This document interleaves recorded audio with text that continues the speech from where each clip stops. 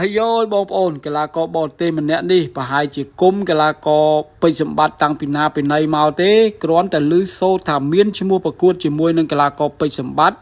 ប្រកាសផ្ដួលកីឡាករពេជ្រសម្បត្តិត្រឹមទឹកទី1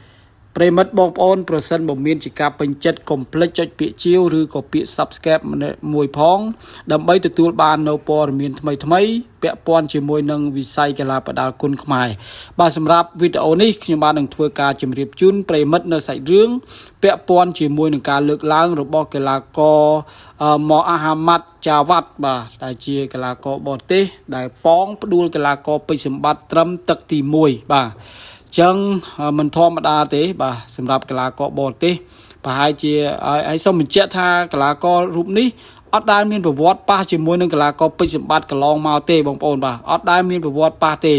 តែមិនដឹងថាយ៉ាងម៉េចបងប្អូនបាទប្រហែលជាគាត់មើលវីដេអូរបស់កីឡាករពេជ្រសម្បត្តិគាត់ឃើញការប្រកួតរបស់កីឡាករពេជ្រសម្បត្តិ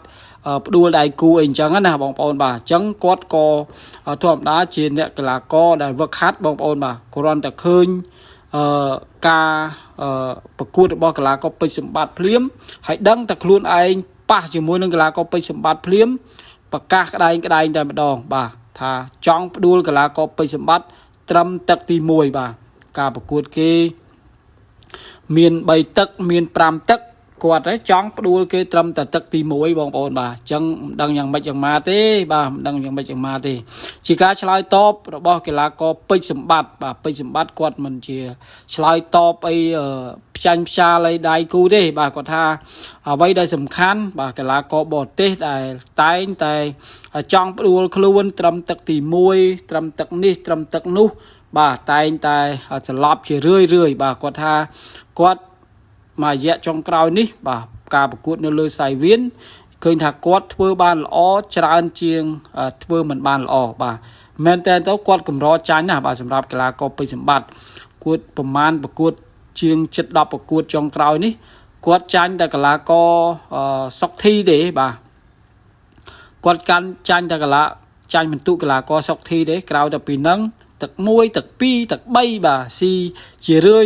បាទជាហូរជាហាយមកបន្តបន្ទាប់កីឡាករណាដែលថាខ្លួនឯងខ្លាំងមិនក៏នៅតែទៅរបស់កីឡាករពេជ្រសម្បត្តិបាទអញ្ចឹងថ្ងៃទី6បាទថ្ងៃសៅរ៍ទី6ខែធ្នូឆ្នាំ2025នេះបាទពេជ្រសម្បត្តិនឹងត្រូវប៉ះជាមួយនឹងកីឡាករលំដាប់មួយរូបបាទគឺម្ចាស់ខ្សែក្រវ៉ាត់9ស្ថាប័នបាទម្ចាស់ខ្សែក្រវ៉ាត់9ស្ថាប័នបងប្អូនបាទអញ្ចឹងមិនធម្មតាទេអញ្ចឹងបានគេចង់ផ្ដួលកីឡាករពេជ្រសម្បត្តិបងប្អូនបាទគេក៏មិនណយដែរបាទគេក៏មិនណយដែរម្ចាស់ខ្សែក្រវ៉ាត់9ស្ថាប័នបាទហើយការប្រកួតនេះនឹងធ្វើឡើងនៅសៃវៀន CNC បាទសៃវៀន CNC ចាំមើលបាទចាំមើលថាតើកីឡាករដែលអួតក្តែងថាចង់ផ្ដួលកីឡាករពេជ្រសម្បត្តិតើមកបាទជាកីឡាករបែបរត់ម៉ារ៉ាតុនឬក៏ជាកីឡាករដែលបុកបដូរដៃបុកដូចគ្នាបាទកីឡាករណាតែងតែគេហៅថាចង់ផ្ដួលចុះចង់ផ្ដួលលិចចង់ផ្ដួលកើតតែចុងក្រោយប៉ះជាមួយនឹងកីឡាករពេជ្រសម្បត្តិភាគច្រើនជាប្រភេទកីឡាកររត់ម៉ារ៉ាតុនបាទបុកមិនក៏ដោយបាទបុកមិនក៏ដោយពេជ្រសម្បត្តិគាត់និយាយហើយគាត់ថាដូចជាមានតែកីឡាករមួយរូបពីររូបទេដែលបដូរដូចគ្នាដូចជាកីឡាករសេកសានថៃក៏គេហៅថាកីឡាករដែលបដូរដែរអត់សូវជារត់ទេតែទោះបីយ៉ាងណាក៏នៅតែមើលទៅឃើញថាបើប្រៀបធៀបមួយពេជ្រសម្បត្តិនៅតែថយដដែលបាទនៅតែថយដដែលចឹងជាប្រភេទកីឡាករម៉ារ៉ាតុនដដែលប៉ុន្តែគាត់ថាបើប្រៀបធៀបមួយដៃគូផ្សេងទៀតគាត់ថាមានតែដូចជាតែសេកសានទេដែលគាត់គិតថា